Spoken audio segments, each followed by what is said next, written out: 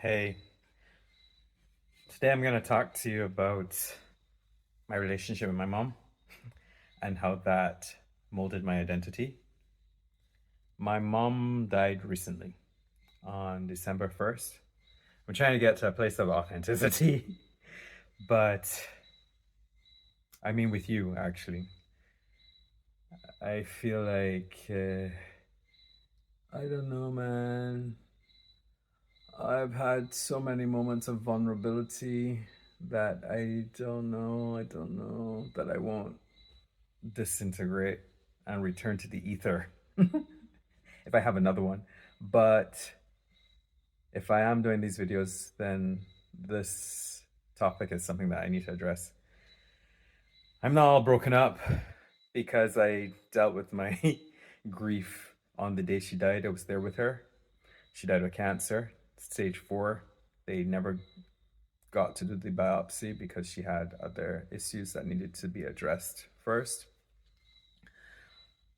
Briefly, my mom was a very strong person. She was very strong-willed. She did whatever she wanted to do. She left Barbados, went to Scotland, became a nurse. She worked at the QEH. She worked at an embassy, and she then decided she wanted to be a hairdresser. And she went to the States and she studied for that. And she was a single mom to a gay son and an autistic daughter. My twin sister's autistic, and my brother. I say single mom because my father was present physically, but he was one of these emotionally absent fathers. That's a separate video. And she had many of the prevalent attitudes surrounding sexuality, attitudes that I think parents learn from others within the community who had certain prejudices and who viewed and still view sexuality through a very myopic and lens. And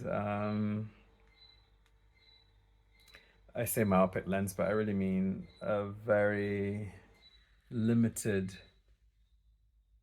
they have a very limited view because they just tend to regurgitate what they hear. You hear it all the time on call-in programs. Whenever they're challenged on their views, they have nothing to back it up. So she was one of these people. And I mean, I remember being younger and Lifetime Television was also showing parents that they should have a very negative reaction when their child comes out. Yeah, so I was prepared actually for my mother to discover that I was gay. I was prepared to, and I did tell her what I actually thought, which was that she was a Christian, but going in a church every Sunday, but ready to have this negative reaction to her son. Her reaction is in one of the short stories I wrote as well, where she broke down and she said she didn't know what she was going to do, and it was very self-centered and narcissistic, because I was the one who was dealing with attitudes like this, so she didn't have to do anything, but I had to live with a feeling that I was a disappointment.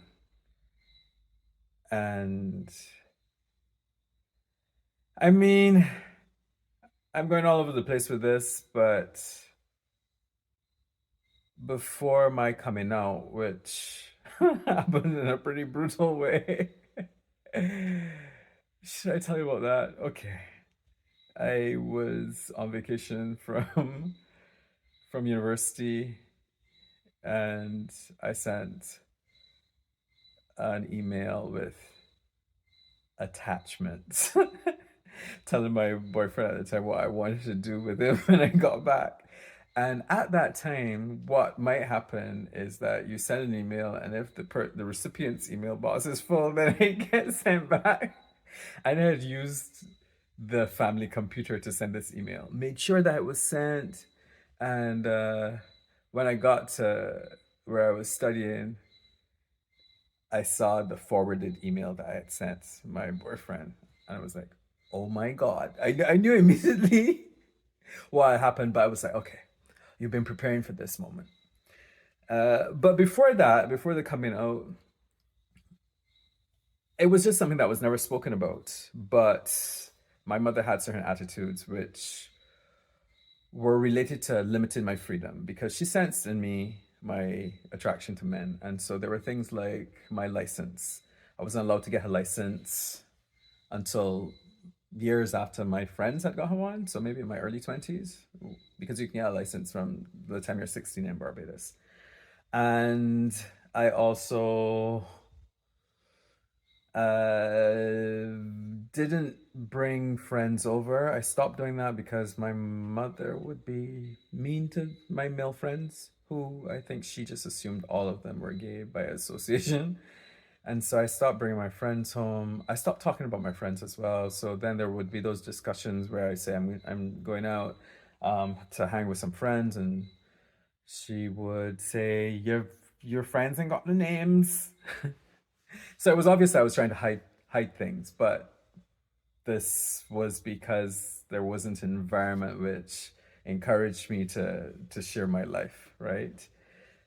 And I say this with understanding. I understand that my mother didn't have all of the information, and that could have led to a better understanding.